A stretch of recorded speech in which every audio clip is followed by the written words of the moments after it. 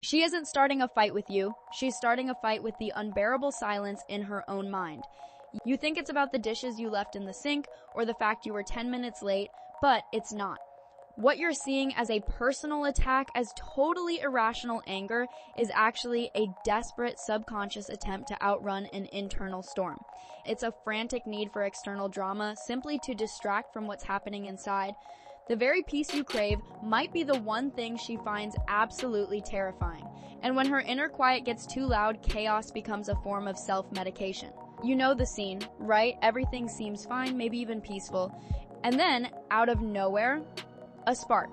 A seemingly minor comment, a forgotten chore, a tone of voice that's just slightly off. Suddenly, you're in a full-blown argument that seems to have materialized out of thin air, escalating with a speed that leaves you dizzy. It feels like walking on eggshells trying to navigate a minefield where the rules are always changing. You just want some stability, but it feels like she's addicted to drama. But here's the twist, the drama isn't the point, it's the byproduct. What looks like a craving for conflict is often a deep-seated terror of stillness. For many people, silence isn't golden, it's deafening. When the outside world goes quiet, the inner world gets very, very loud.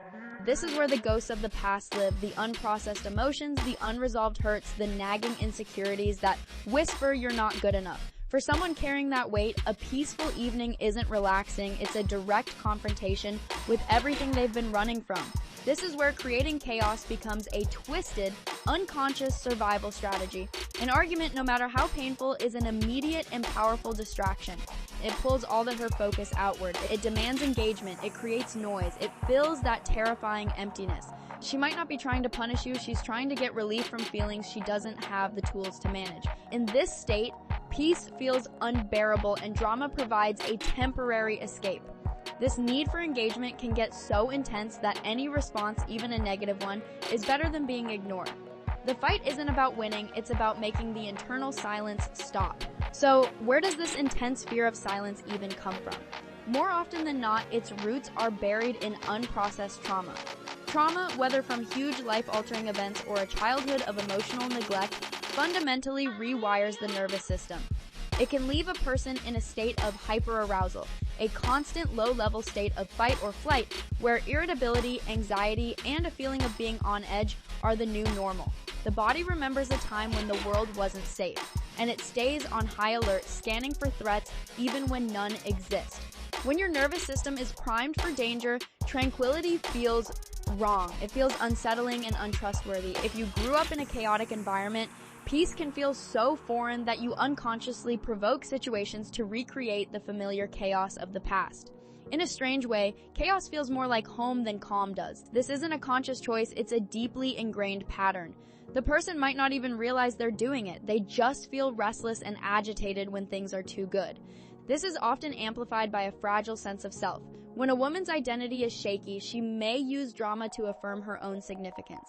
Getting a strong reaction from her partner, even an angry one, is a twisted form of validation. It proves she matters, that she has an impact. This creates an addictive cycle where provoking a reaction becomes a substitute for genuine self-worth. It's here that we see the classic pursue-withdraw dynamic kick in. She feels a rising panic or a fear of disconnection, so she pursues by creating noise and demanding engagement. This isn't always a direct attack. Sometimes it's a desperate, dysfunctional bid for connection, testing to see if you'll stay even when things get hard. But let's get one thing crystal clear. This is never a one-person show. Relationship chaos is a dance, and it takes two to tango. While one partner might be initiating conflict to escape their inner world, the other partner's reaction is what fuels the fire and completes the circuit. Often, the man's response to this manufactured chaos is to get angry, defensive, or simply withdraw. He might shut down, leave the room, or put up a wall of silence.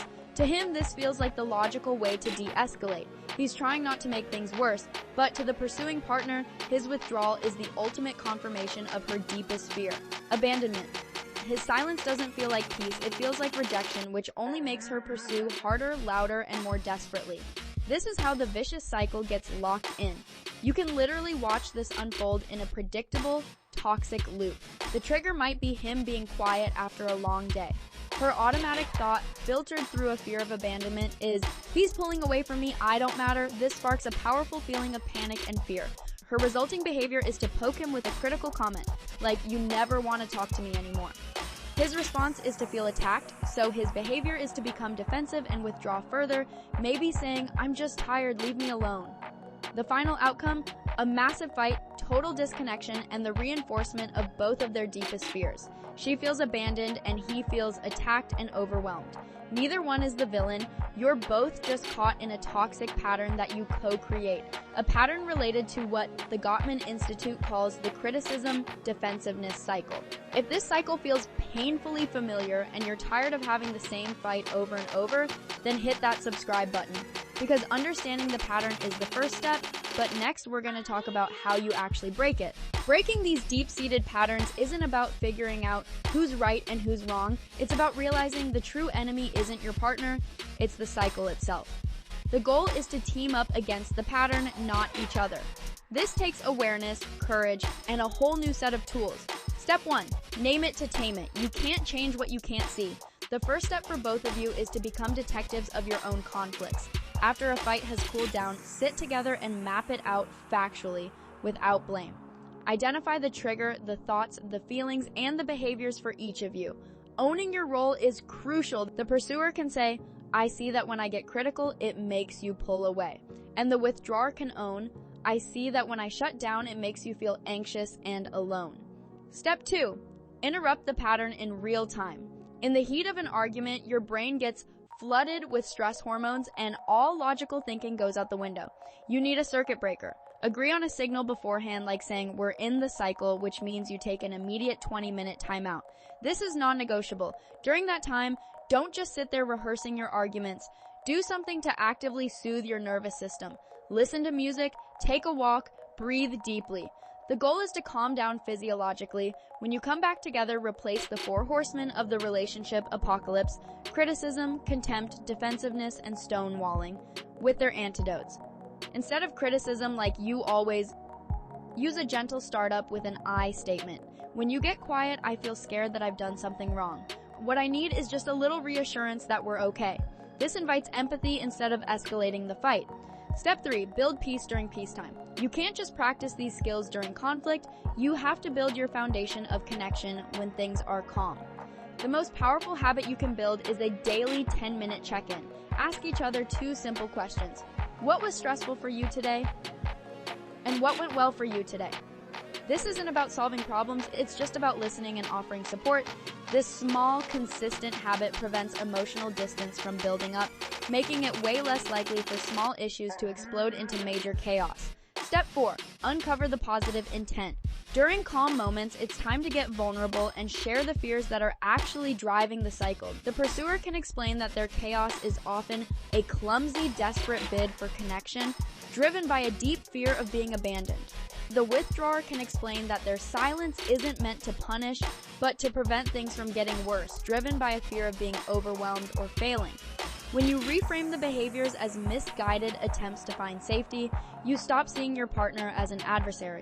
You start seeing them as someone who, just like you, is trying to feel loved and secure.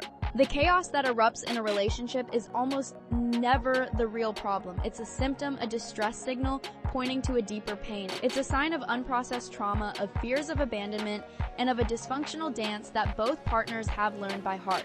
The goal isn't to assign blame, but to empower both of you with the understanding and the tools to finally stop the music. The opposite of this chaos isn't forced, tense silence. It's true, secure connection. And that is a quiet you'll never have to run from. Leave a comment below and share one pattern you recognize in your own life. Let's start the conversation.